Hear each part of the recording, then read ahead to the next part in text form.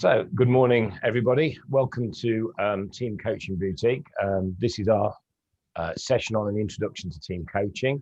We'll try and keep it interactive if we can, and we'll do a few introductions. The first few slides are contextual, but in all my experience, we find that very important. I will try and whip through those fairly quickly, and then we'll get into the meat of the topic, which obviously is team coaching. So, moving on. We're going to cover here, this is the things we're going to cover. It's not in a specific order. You guys can obviously read faster than I can talk, so I'm just going to leave that up for a bit. But these are the elements, as we said, of team coaching. We're going to take you on a bit of a journey through there. And at the end, we're going to look at the return on investment, and we're going to talk a bit about the process, and we'll spend some time doing that. So who we are. So what I'm going to do is get everybody to introduce themselves. Today, we've got myself, the founder of Team Coaching Boutique, and Siam, who's our principal, and Deborah, who's a senior associate. So my background is engineering, manufacturing, and latterly corporate consulting. Led the UK arm of a corporate consulting group for a number of years, and then set up my own coaching consulting business about 4 or 5 years ago. And this is the incarnation of some collaborative work that we're going to start now. So over to you, Deb. Yes, good morning. So my name is Deborah Russell. I'm an international executive coach, and I'm based in the west of Paris, actually in France. So I am involved in team coaching in some of the corporates in Paris, and I specialize in coaching specifically in difficult and challenging relationships within teams. Thank you, Debbie. Siam. Hey, I'm Siham Cyrene. I am also an executive coach. I work with leaders in managing and setting the expectations and the culture within their organization. I do quite a bit of culture work with organizations that goes from the top down and across organizations. And invariably that involves working with teams, observing and supporting them as well. Thank you, Siham. So we'll move on. Obviously, there aren't too many of us available today, but what I thought we'd do is try and just talk a bit about what the elements are for a sustainable and growing business. The world is changing rapidly at the moment. COVID has accelerated that, but the change had already started. And we think that, and this is a common belief, and not just us, but other very senior and accomplished coaches within the International Coaching Federation, which I'll talk a bit more about later on, is that team coaching is the way forward. There are a number of executive coaches out there. We've all do it. We've done one-to-one coaching. There are a lot more internal coaches now, but organizations are really beginning to see the value of coaching and team coaching as part of that, because we can start to break down some of the barriers that teams may or may not have, particularly in very hostile environments. And Debbie alluded to already, she's worked in that area. I've also worked in the area of hostile environments, and I know Sam, based on her experience too, has had some very challenging engagements, and that is the power of coaching. So we'll move on. This is the current business context that we're in at the moment. I'm not going to go through all these points. You can read again. Brexit is real at the moment. At this point in time, they're trying to do a deal, but there are other factors as well. What's the company culture you've got in the moment? Is the company culture going to support the objectives that you need to have a successful business? And then that goes back to the point of sustainability again, right? What technology does your company invest in? I think it's now becoming very, very clear that you have to embrace technology, whether it be computer systems or whether it be robotics. I was on a panel event yesterday for the Institute of Directors, and we were talking about how people are going to have to come to terms with not just automated tills in the supermarkets, which are now with us, but working alongside robots. People are going to have to think about upskilling, etc. There's going to be some more challenges. There's going to be relationship problems with different people and everything else. So that's very, very important. Also, there is less internal resource as well as organizations become leaner. We used to have HR departments and extensive training departments. Now a lot of that is outsourced. So hopefully that will produce some of the context that supports what we're going to try and do today. So thank you. The need for change. Again, it's clearly stated here. There are external factors which we've touched on already. We have to drive some level of organizational change, because even as what might be a financially successful organization now may not be a financially successful organization tomorrow, because the world is moving around them. Again, I was on a webinar yesterday with Professor Peter Hawkins, who was talking about his coaching journey. He's one of the, and you can research him, he's one of the great global coaching gurus. And his I guess, measure of a successful business going forward was, is that organization learning faster than the environment around it? Because we are in this VUCA world, this rapid, volatile, uncertain, complex, and ambiguous world. This also means, as well as, changing your internal processes, we're going to have to do a level of personal change. Those processes work with people, right? And people are going to have to people are going to have to push their personal boundaries. And as we know, necessity is the mother of invention, right? If you look at historic Japanese culture, everybody thinks that it was there, it supported the manufacturing industry because of the Zen culture. That was a factor. But actually, post-Second World War, Japan was really struggling financially and also for physical resource. So all their lean and agile methodology, where it emanated from, was driven by a need to produce and support the economy. Next slide, please. We're not going to cover this in too much detail. These were the pre-webinar questions. We'll go back to those a bit later on, but I think they're fair questions. And we would long-term, like to get people's feedback. What would attract people to the concept of team coaching? We've touched on that a bit already. What is your personal experiences or team experiences with team coaching facilitation? And why do you think team coaching might benefit your organization? So here we are. There's a few definitions here. The ICF definition of coaching, that's the International Coaching Federation. And all of us here today, we are all internationally accredited coaches at PCC level from the ICF. They provide us some wonderful support. So the key thing here in this definition is about maximizing personal potential. And it's the client, it's the coachee that maximizes their potential. A coach doesn't do that. They create the atmosphere and provide the support and the challenge to allow individuals to do that. So that's at an individual level. And the similar principles apply to team coaching as well. And we'll cover that in a bit more detail. We've also listed here a few of the key principles of what coaching is about. The first one is around non-judgment. So I'm going to throw that over to Siham and get your reflections on non-judgment as well, because you've worked with some emerging organizations at the moment. And I know that's critical to the work that you do. Non-judgment in what specific regard, John? In the way that we deal with clients, right? We take it, coaches take it from an agnostic perspective when we're dealing with people.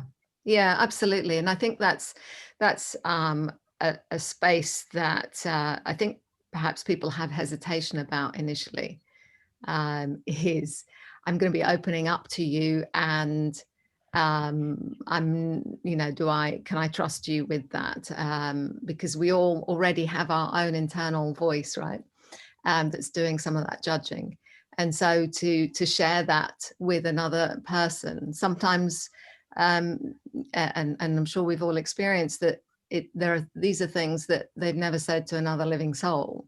It's an articulation of stuff that's going on in their heads. And so one of the things that's really key to our ability as coaches, and something that is massively emphasized in our training, is that we're holding spaces for people, and we have to allow people to express, and we actually actively invite people to express even contradictory thoughts, difficult thoughts, in order to get them on the table, because sometimes just getting them out removes the obstacle itself. So it is a really, really key part of the experience for people. Thank you, Siham. Yeah, that's critical. I'm not going to cover all the points in this list because we have a few time constraints here. But I think the key one as well here is number 4. Coaching is an evolving process. It's not a static process. And again, we'll cover that when we talk a bit more about team coaching. It does require active and intuitive listening. Everybody might have heard the expression, 2 ears and 1 mouth. Well, that really applies in coaching. It's very important to listen because, as it said earlier, you have to serve the client. So I'm going to hand over to Deborah briefly here to talk about personal energy and how that influences the performance. Yeah, so anyone's personal performance is linked to their personal energy. So really what that means in terms of personal energy is how are you feeling at that particular moment in time where you're performing in front of other people, and what level of energy are you coming across at? And you would only know that if you're functioning at a fairly high level of awareness and consciousness, and if you're conscious of what lenses you're looking out of in that particular moment. So this is really, really very important, and it's for your coach to be able to make you more aware of how conscious you are on a day-to-day basis and how you're coming across. Thank you very much, Debbie. We'll move on now. So what I'm showing here is the left brain, right brain, which we believe as coaches is a fundamental coaching skill. And just to put a caveat here, is a lot of psychologists now talk about the fact that the left and the right brain don't actually exist. But it is a really good metaphor for understanding how we deal with processes and how we deal with emotions. The right brain is very much comes from the heart. And as Peter said yesterday, we should all coach from our source, not necessarily from effort, and is very important. The left brain typically has been attributed to the cognitive skills, the processing and the logic. Understanding these as a coach is very, very important because you need to know as a coach when you should be doing that. And it's not all about the heart. There are times when we need to be using our cognitive skills as well.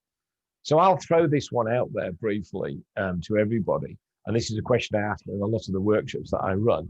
If you were a coach and you were engaging with a number of people, which one of these would you use first? So I'm going to throw that over to you, Debbie, if that's okay. Well, I tend to use my right brain very much so with my coaching, because that way I can use my intuitive skills and really focus in and log into what's going on for my client. The processing comes later, but I'm very, very in touch with my feminine side, and I encourage my clients as well to look at that as well and really bring out their intuitive skills. So that's great, Debbie. I mean, I tend to use the right brain first because it's all about relationship building, right? If you dive straight into cognitive stuff, you can turn people off because you've not built up that relationship. So, Siam, have you got any reflections on that? Because I know that you've worked in some very tough environments, again with quite young people as well, because you mentor startups too. Yes, this is an interesting one, isn't it? For sure, tapping into the right brain is a training we go through to tap into. It's not always a natural one for some of us, and I know I work a lot with technology companies, and there are a lot of process thinkers in that space who are very comfortable talking about process and things rather than their feelings. And so for me, I have to do a lot of bridging the gap.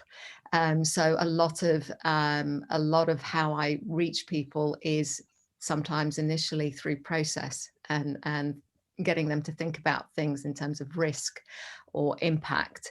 And then draw them into that conversation about their feelings for it, because they're definitely there and in the mix, and but they may not be as aware of articulating them or what they mean and how they might be affecting their decisions. So just raising their awareness about their feelings becomes part of that for sure. That's a really important point, Siam. And I, again, having been in engineering and manufacturing, I've had similar experiences. And as what we do at coaches, you don't start from a position of A or B. What you realize is you have to meet in the middle, because when you meet in the middle, if there is a gap, that's how you can start the process. If you don't meet in the middle, it won't happen. So great. So Debbie's kindly driving the slides for us today. So perhaps we can just move on to the next slide. Thank you. This is it follows on, but it's quite interesting here. We're going to talk a bit about psychological safety, but this is what I call the anatomy of a change agent. And again, it's going to be impossible for me to read all these out, but you can read as I'm talking. These are all what we considered as the characteristics of the change agent here. And the interesting thing is that actually, as a coach, you are a change agent. You are there to be the catalyst for change. So the anatomy is very similar. Quite often, there are people in organizations who are considered as change agents. They may not have the label of coach, but they're actually doing it indirectly within their organizations. What you'll see when you look at all these characteristics is that it takes a lot of power and strength to do this, right? It's not about staying in the normal or flatlining. It is about taking personal risks. Sometimes, people don't see eye to eye with you, but you can see the bigger picture and you can help them move forward, right? You might feel very much a bit like senior leaders do as they go up the organization, a sense of being alone, a sense of the fact that you see things that other people don't, all right? And you'll be constantly challenging yourself as a change agent. As we said earlier on, you will not be static. So these are all the characteristics. I remember a very personal story. My daughter, who's a teenager now and applying for universities, we used to have our sort of more deeper conversations on Saturday morning when we had breakfast together. And she came down one day in tears, and she didn't understand why she was struggling with her friendship group at school. She won't mind me sharing this. And what became clear in the dialogue was that actually she was the change agent, right? She was absorbing all the information from the others, right? And dealing with it and filtering it in the right way. She could see the dynamics while these different people in the groups were, in conflict and fighting with each other. And to put it very briefly, I showed her this chart. And I said, do you know what you are? You're a change agent, but you just didn't even know that you're a change agent. And she got it straight away. It made perfect sense to her. And because of that, we printed it out and we laminated it. And now she's got on a bedroom wall just to remind her that she is a change agent. And it's not easy being a change agent. For us to do that, we also need to create an area of what we call psychological safety. I refer to the HBR paper, great article in 2017. If people are going to change and people are going to push their personal boundaries, right, they have to be safe. And that means that leaders have to protect them. Again, Siham or Debbie, could you possibly come in on this one with your experiences? Siham, maybe. I'm going to put you on the spot. Yeah, sure. No, that's fine. I wanted to call out the third circle in on the top. You'll need to be caring and confrontational, guiding and directive. And I think that this is an area that is very nuanced and requires reaching into the heart and the brain in equal measure.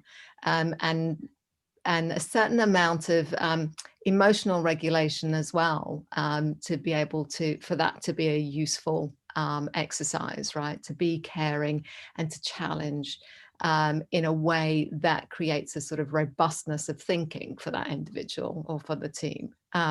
So it's a very, I think it's one of the most sort of challenging and exciting skills of coaches. And adds in massive value to leaders and decision makers. Yes, that's a really important point, and we're going to cover that in more detail when we go to the elements of team coaching. So could we move on? Yeah, I was just going to, John, sure. Draw out the little blue circle at the bottom on the right here. Your greatest joy will be what you can do for others so that they can do it for themselves.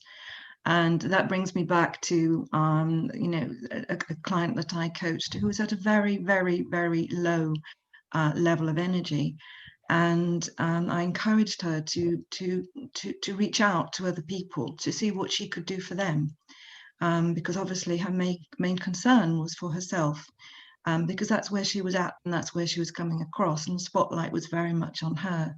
And as soon as she started to open up and start looking at what she could be doing for other people, she started to see things in a different way, and she started to look out of different lenses, and things started to change, and her energy rose. So I just wanted to bring that. No, thank you for sharing it. That's a great story. I'm not going to spend too long on this. This is the definition of team coaching from Katzenbach and Smith in 1993. It's well reported in a lot of the literature. It's a strong definition. A team is a small number of people with complementary skills who are committed to a common purpose, a set of performance goals, an approach where they hold themselves mutually accountable. And that's really important here. It's the mutually accountable piece. There are other definitions around. Some of them are shorter, some of them are longer. I personally like this one, but again, I would couch people to go and do the research. The only slight change I might make in this one is I like the idea of collective purpose rather than common purpose. I think the word collective is very much a doing word, and it implies that the team are doing something in the moment as their team, rather than just something that's nebulous or global. So I tend to change that a bit and use the word collective. And at the bottom, you can see here, again, these are quite new. ICF, as I mentioned before, has recognized team coaching as a really important means of transforming companies. So they've actually come up with some core competencies. There's 8 there for a team coach. And this is what team coaches will be expected to follow as they develop and go forward. And this is something that we all, as our group here in Team Coaching Boutique, absolutely believe in and are using all the time. Any thoughts or reflections on that, either Debbie or CM? No, I think it's spot on. Yeah, okay. And we can see the overlap there between what you do in individual coaching, right, and team coaching. So we're going to move on now. Thank you. So why team coaching? You know, we've talked a lot about the background and the context, and which is very important that we understand that. But these are some of the things that I've identified, you know, and with the team here in Team Coaching Boutique, what is important to companies, right? And what team coaching can do, right? We can use it as a means of leveraging resources, right? Forming informal teams, you know, a dynamic team. We can change teams, but each time we need to work with them, right? It's a way of improving the engagement, either within a team or for a team within an environment with other teams. You can also use it to surface hidden problems, right? If you were doing one-to-one coaching, you know, that may or may not surface depending on what the client wants to do, right? They may choose not to hold back. And I'm sure we've all to hold back rather. I'm sure as coaches, we've all experienced situations where it takes quite a bit of time for people to open up, right? Sometimes the team environment may not allow them to open up because they feel threatened by other people. But again, that's the skill of the coach. And we can also use it to challenge inappropriate behavior, right? It's become very evident, particularly again during COVID, we've seen all sorts of areas, and I'm not going to go through that, of inappropriate behavior, whether it be politicians or corporate people or just people, right? Team coaching allows you to do that. But I would say here that the psychological safety piece is really, really important, because if people feel as though they can talk openly in that group or team, then they're more likely to open up and you're more likely to solve a problem. A problem that's hidden, like below the waterline, is a problem that you cannot help or not solve because you as the coach won't do it. It's up to them to solve it. But when you flesh things out in the open, you've got an opportunity to help people and solve problems. And also, it's a way of finding hidden talents. I know from personal experience, I've done that through some global operational transformations where we found talents in people we didn't need, we didn't even know existed, because people hadn't had the opportunity to throw that out there and show what they can do. And I guess finally, and we're going to go into this in a bit more detail, it's got the definition on the right. Team coaching does provide this opportunity to engage productively and effectively, but it is not the same as facilitation. And this quite often gets confused. And we're going to cover that because I guess this is what people want to really know. You know, what are the differences? And we're going to cover that in the next few slides. Thank you. So I found this wonderful slide the other day, this actually graphic from the International Coaching Federation. And it actually clearly elucidates the differences between team building, training, consulting, facilitation, etc. I thought this put it very beautifully. So I thought we'd just go through these very briefly and try and explain the differences, because quite often, when we speak to clients, there is a confusion, particularly between training and consultations. Mentoring is a bit better understood, and team coaching. So we're going to quickly whiz through these. So if we can just go through the animations, Debbie, here. So team building here, this is very much a discrete activity. You're building a team for a specific purpose. It has value, right? But here again, the coach sort of owns the process, and it's quite often team building sessions are also pre-designed and predetermined. And we'll see that that is a bit different from, say, team coaching. Next animation, please. So team training and team consulting, I'm not going to go into these in detail. They're a bit more obvious, right? But the key difference here is that the facilitator or the coach, whatever they call themselves, it's about knowledge transfer. It's about giving, right, rather than receiving. And it doesn't necessarily mean a great deal of listening. It should always have some listening. So that's the difference. Next animation, please. Team mentoring.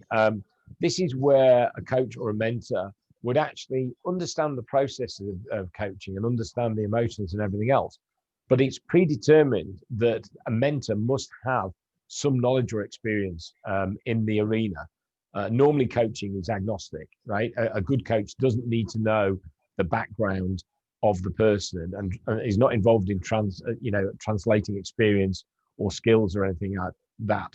But in the case of mentoring, they are, right? Because there has to be that resonance. So, if somebody's been a director of a company and the mentee hasn't been one, that's where it comes together. Somebody's been through a major technical exercise or a big project, right? And we've got a junior manager learning how to project manage. They have a mentor, right? So there is this whole thing of experience, knowledge, and understanding in mentoring. Facilitation, we'll just whip through that very quickly, but that's very much about facilitating a process to get a job done, right? It's a means of getting ideas. You might find team facilitation in a strategy session, particularly. Now, the final one is team coaching, and that's what we're here to talk about today. And you can see, by the way, in this slide, it's got some of the ideas of the activities and the durations, etc. Right? But the key thing here with team coaching is generally longer, right?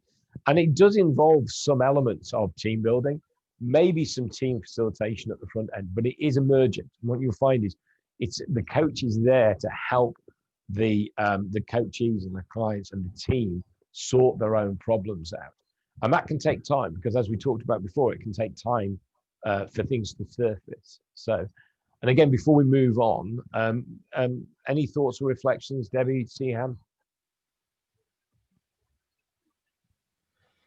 Just that, to add to what you're saying, it's generating a collective awareness of themselves and the dynamics between them, and introducing by their design new protocol, new ways of interacting with each other that are more productive, that actually move things forward and stop them from getting stuck where they might previously. Great, thank you. So we'll move on. Okay, 5 dysfunctions of a team. So if we just scroll through for a bit, if you can, Debbie, thank you. Great. This pyramid comes from a book, which again is in the reference list later on, called The 5 Dysfunctions of a Team by Patrick Lencioni. I would suggest anybody reads this book. It's a seminal book. And the interesting thing is it's written as a story. It's not written as a reference book, as a manual, about a fictitious CEO in Silicon Valley who was thrown in to deal with a problem within a business and had existing team members. And it was about how she dealt with them and the observations she made on our previous leadership and managerial experience. The key one here, of course, is the absence of trust. Very important here. Is if you've got team members that don't trust each other, right, you've got a fundamental problem, right? I'm observing that at the moment. I'm involved in an organization where we have volunteers and we also have staff people. And there is evidence that there is a mistrust between them, right? And that's not helping. Things move not just forward, but generally backwards. But the key point here is that the trust piece is the bedrock. It sits at the base. That's why it's in the pyramid. But you can imagine all these other elements will also stop teams working effectively. A fear of conflict. Now here, conflict doesn't mean conflicting with other team members. It means confrontation, and confrontating in a positive way. It means confronting issues rather than people. If people stay quiet, you're never going to surface the problem. It's going to stay below the waterline. Lack of commitment, all sorts of reasons could, generate a lack of commitment. Could be the lack of trust and people disengaging, right? But everybody knows that lack of commitment is not going to get the results. The avoidance of accountability. This is one of my big things here. It's amazing how many times we see it, sometimes in the political world and other areas, where people just aren't accountable for either themselves, the results, their behavior, and they try and pass the buck, right? A good team will hold themselves personally accountable, but they'll also hold the team accountable for results as well. That is a good team dynamic. And finally, this is probably a bit more transactional, but very important, is inattention to results. Quite often, if we're not performing well or a team's not performing well, they'll find other ways of saying, well, actually, we're doing really okay. But overall, we might not be. We may not be being, we may be ignoring the fundamentals of what's going on. We may be ignoring the key result. Again, this is quite interesting with a lot of lean thinking about focusing, using a laser-sighted rifle to focus on the real things and ignore the non-value adding stuff. So this is very powerful, and I would urge you to go and read the book.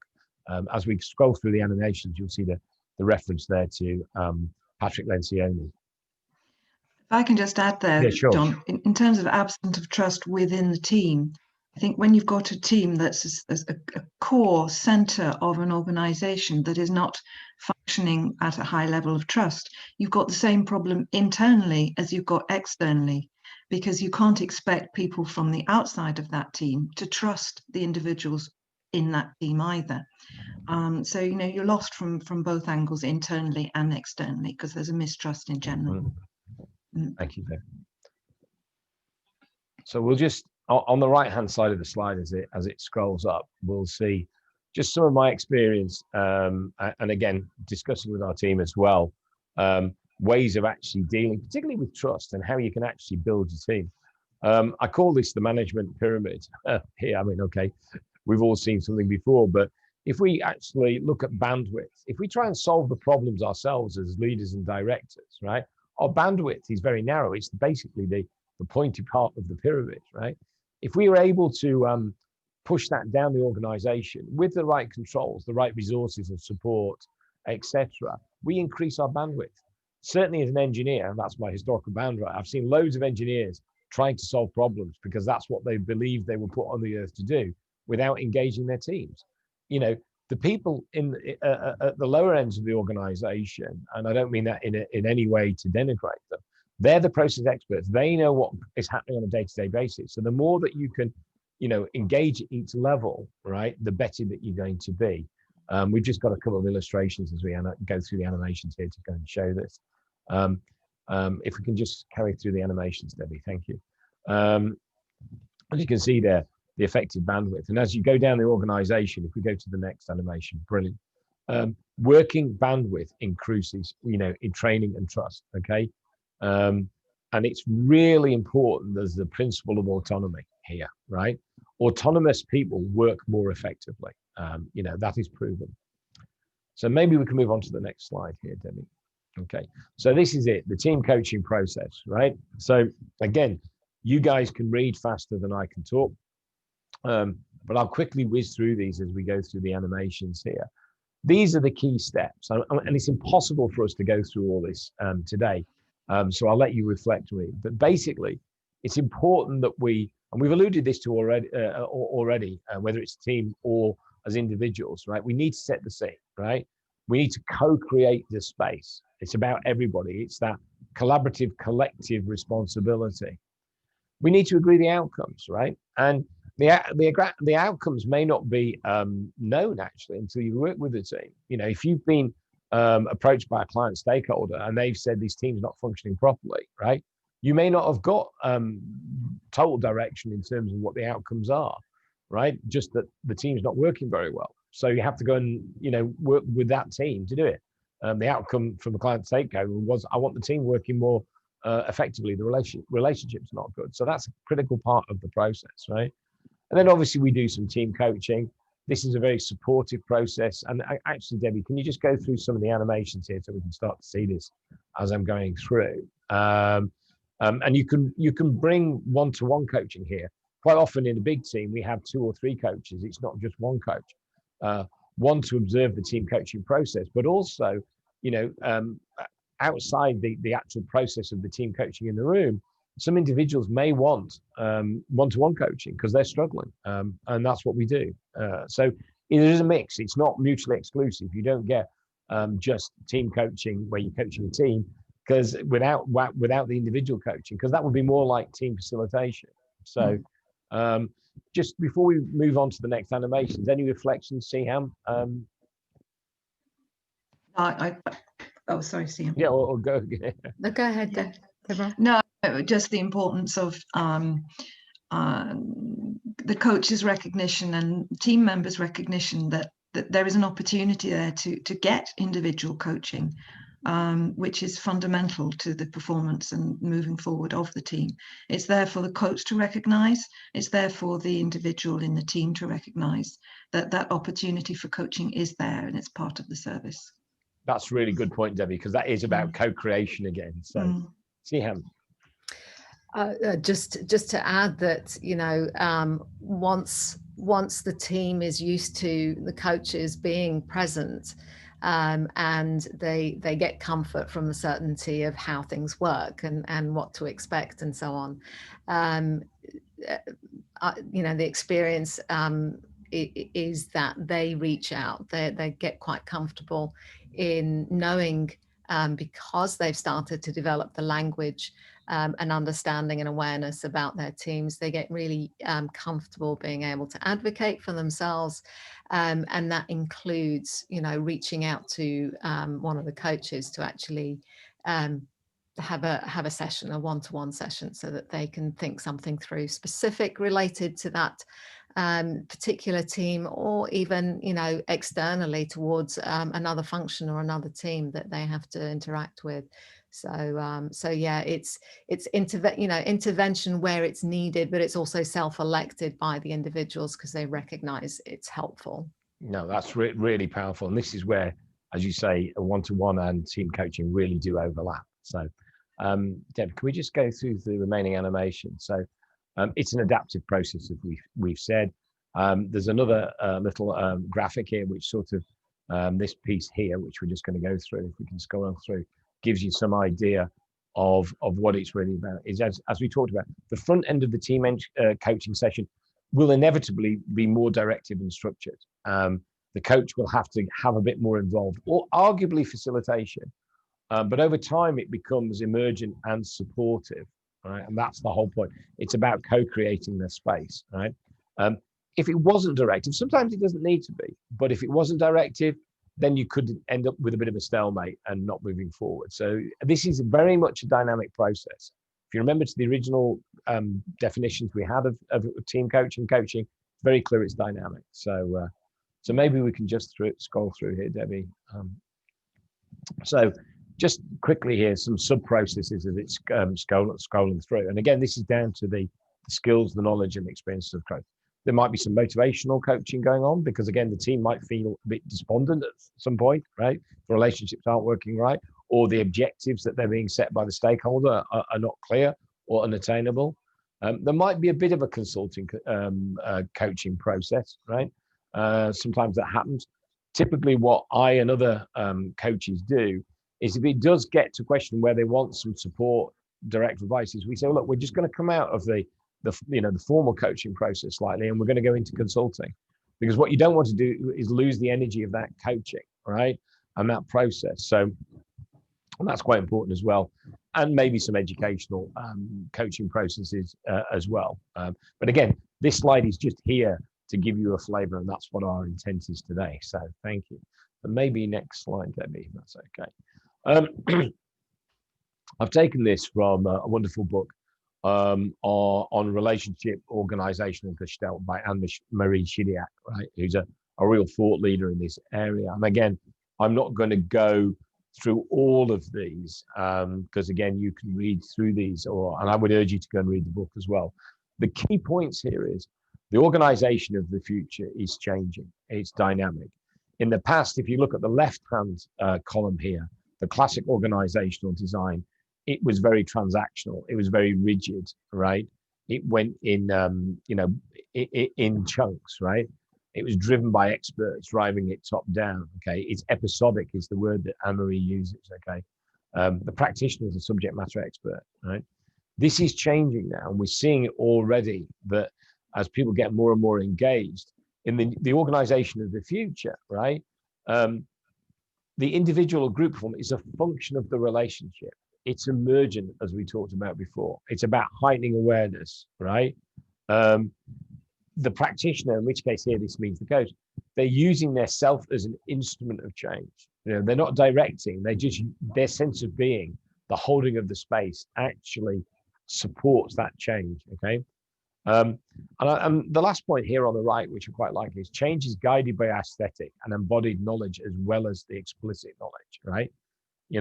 It's all about what people have as a group and within the team. Great. So next slide, please, Debbie.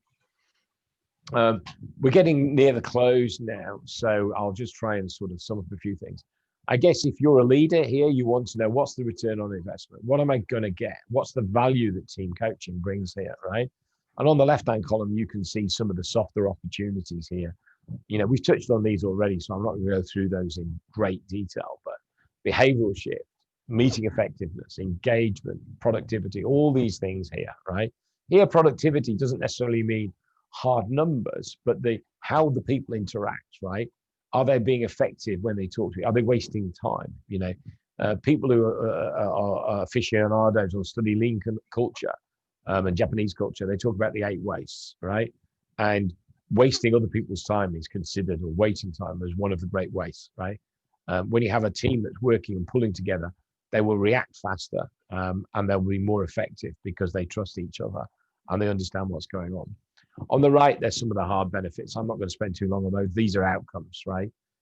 People have used it to, improve sales targets, meeting production targets, margin, profit, you name it, whatever that hard benefit is.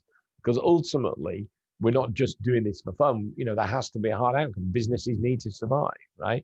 But that will be down to the client, stakeholder, and the team to work out, what's really important. And again, just on the right here, there's a bit of a heuristic, and there is data, and we're trying to compile this all the time within the ICF. That there is a 6-time investment, return on coaching.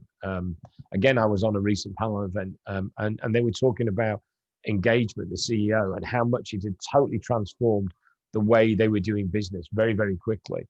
You look at supermarkets, for instance, before they were very much an in-shop model. Now they've had to move to a home delivery model, right? A few team discussions and meetings and stuff to make that change, right? Won't, in real terms, cost a huge amount, but it can totally affect the output on the profitability of that organization, because they could have lost a lot of clients, during COVID, and people have had to make rapid changes and respond. I'm not trying to use COVID as the example here all the time, but it's just a really good way of understanding how dynamics have moved forward in a positive way. Next slide. Again, here, I'm not going to read all these out. I'm a big aficionado of the Japanese culture here. And if you were looking at this, if we were interacting in an event, I'd be actually saying to people, right, these are the Toyota 14 principles.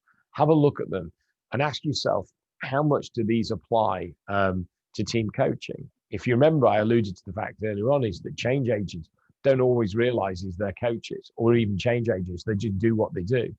But if you look at those 14, 7 of those are soft and 7 of those are hard.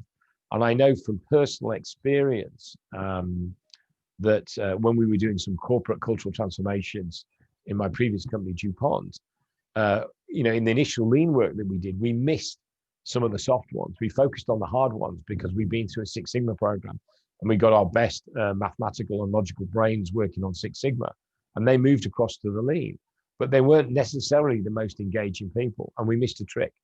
We had to reinvent that process into a production system, and it worked. And we did a lot more coaching, and it was absolutely the coaching that made the difference. And that goes back to the 6 times return on investment.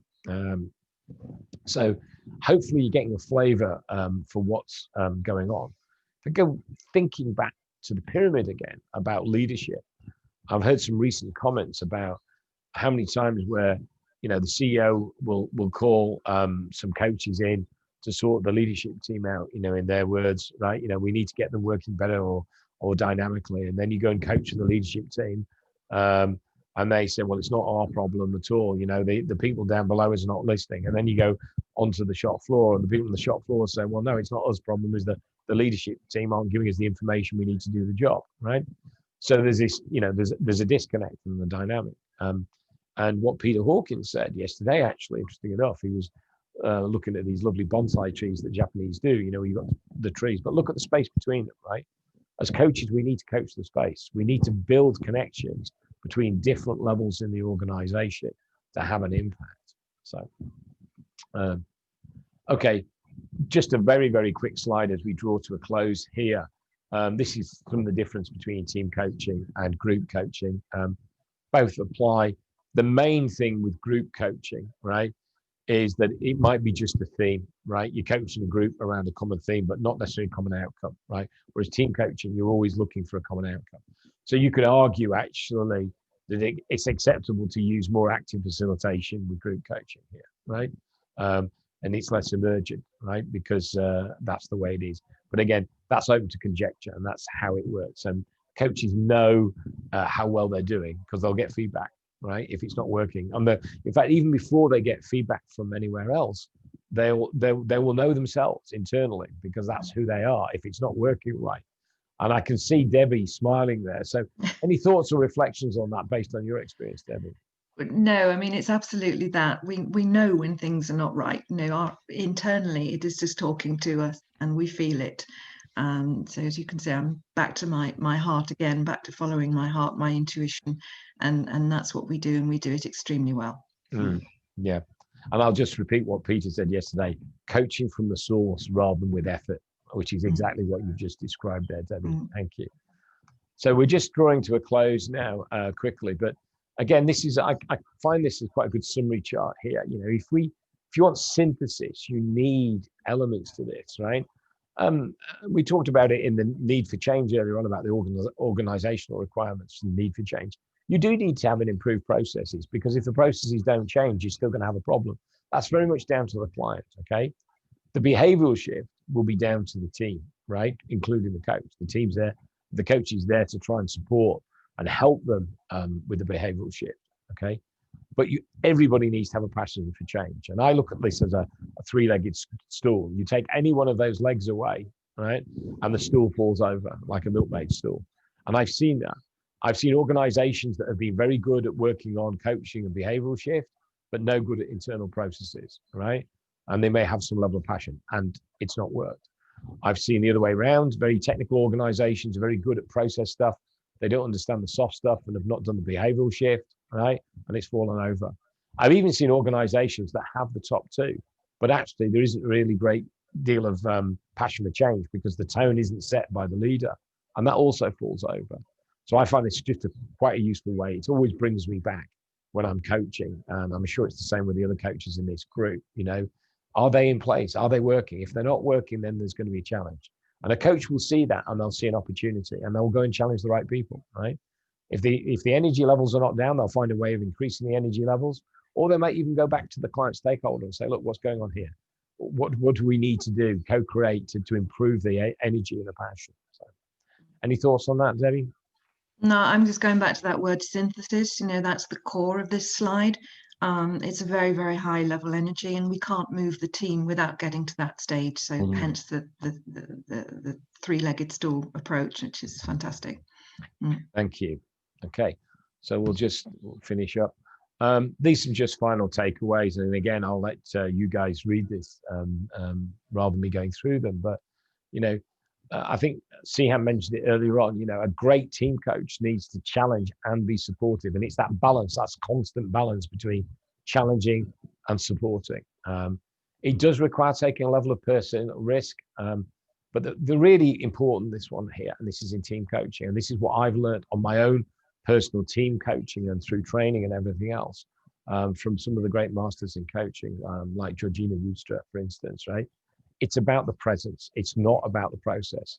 That's what facilitation is. Team coaching is about being present in the room, understanding the dynamic, picking up the relationships, using the intuition, being an active listener. So that's really, to me, that if you want to remember anything about coaching and team coaching, that's the point here. It's about presence. Okay, so we're just going to leave a few references here. I'll just leave these up for a minute. These are some of the great books. Marshall Goldsmith, I'm a big fan of, both Triggers and What Got You Here, What Got You There. High Performance Team Coaching, that's by Peters and Carr. That's a brilliant reference manual for team coaching. So if you want to understand some of the thinking behind it, that's good. We've talked about relationship organizational consult, Anne-Marie Chiliak. And then there's some other ones, Peter Hawkins has written loads and loads of books, leadership team coaching, 5 dysfunctions of the team. And also I will be bringing my own book out in March. It's just going through its final copy editing at the moment, Coaching for Cultural Transformation. And that's very much about how coaching can be used to support organizational change. It is not a manual on coaching. It's not a reference book. It's very much about how coaching can positively influence based on some academic theory and my own personal experience. So again, if you're interested, please look out for it in March when it comes out. So, and we'll just finish with a final slide, if that's okay. If you're interested in what we do, we're very energized at the moment. We've got a good team and we're looking to go and work with people. Please reach out to us either via the website, on these numbers, or that email address, and we'd love to hear from you. Any final reflections, Debbie, before we finish? No, to thank those of you for your time in listening to this webinar. Thank you very much, and we hope to hear from you. Thank you very much indeed.